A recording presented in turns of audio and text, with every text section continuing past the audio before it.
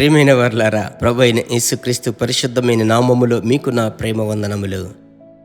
ప్రభు యొక్క మహాకృప పరిశుద్ధాత్మనితో అనుదినం అనే ఈ క్లుప్త సందేశము ద్వారా మీ అందరితో మాట్లాడడం, మీ కొరకు ప్రార్థించటం, మరలా చెప్తున్నాను, ఇది కేవలం ప్రభు కృపయే. ఆమెన్. ఒకే ఒకటి నేను మీకు ఈ ఉదయకాల సమయంలో చెప్పుచున్నాను. ఆయన మాటను నమ్మేవారు బ్రతుకుతారు. ఈరోజు మీకు ఆశ్చర్యమైన మాట కనిపెట్టుకుని ఉంది, సరేనా? మీ ప్రాణాత్మ శరీరము దేవుని యొక్క వాక్యమునకు అప్పగించుకునండి. ఇంత మట్టుకు నడిపించిన దేవుడు ఇక మీదట నడిపిస్తాడు. వాక్యములోనికి వెళ్ళుదాం. అపోస్తలుల కార్యములు 6వ అధ్యాయం 3వ వచనం.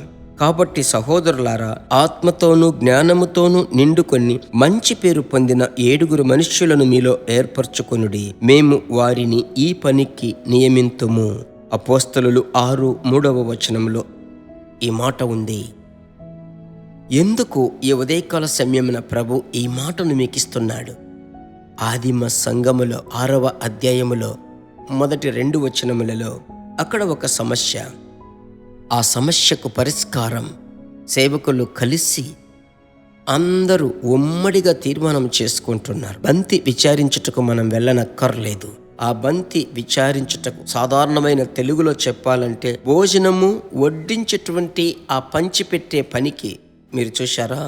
పరిశుద్ధాత్మతోనూ జ్ఞానముతోనూ మంచి సాక్ష్యము కలిగి ఉండాలని అంటున్నారు.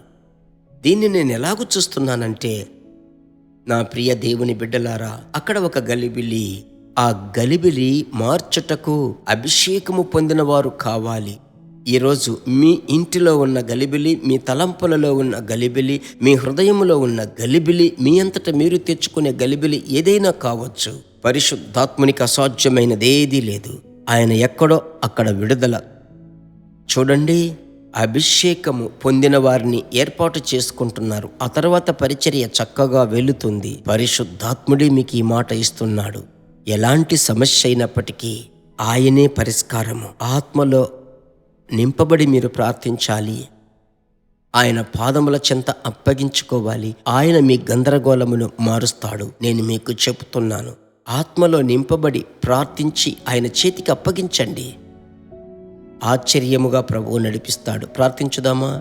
ప్రభు వైపు చూసి ప్రార్థించుదాం. పరిశుద్ధ తండ్రి, ప్రియమైన యేసయ్యా, మీ బిడ్డలకు ఈ సమయమందు తలంపులలో వెంటాడుతున్న సమస్య, బిడ్డలను గురించో, ఉద్యోగము గురించో, భవిష్యత్తును గురించో, వ్యాధిని బట్టియో, లేదంటే ఆఫీసులో రెయ్యింబగల్లో ఉన్న మనో వ్యాకులత, ఈ సమస్యల చేత గలిబిలి అవుతూ ఉన్నట్లయితే, ఒకవేళ ఈ పని వదిలిపెట్టి, ఈ ఊరు వదిలిపెట్టి వెళ్ళిపోతే బాగుంటుందని సంచలపడే మీ బిడ్డలకు మీరు సహాయం చెయ్యండి. పరిశుద్ధ తలంపులను దయచేయండి. ఆ అభిషేకముతో మీ బిడ్డలను నింపండి. ఆత్మ దేవా, మీరే మీ బిడ్డలకు తోడయ్యుండి ఆశ్చర్యమైన తలుపులు తెరవబడినట్లు ప్రార్థిస్తున్నాను. ఈ ప్రార్థనకు మీరు జవాబిచ్చినందుకు కోట్ల స్తోత్రం. యేసు నామములో మంచి తండ్రి, ఆమెన్. ప్రియులారా, గలిబిలి, గందరగోళపు ఆత్మను ప్రభు చేతికి అప్పగించారు. ఇక మీదట మీరేం చేయాలి? ప్రభు మార్చాడు కాబట్టి బాగా స్తుతించాలి. దినమంతా ప్రభు కృపను ఆనుకొనండి. ఇంకొకటి, షేర్ చేయడం మర్చిపోకండి. మిమ్మును బట్టి అనేకుల గందరగోళ పరిస్థితి మారబోతుంది. చూడండి. ప్రభుకు స్తోత్రం. ప్రభు చిత్తమైతే మరలా కలుసుకుందాం. God bless you.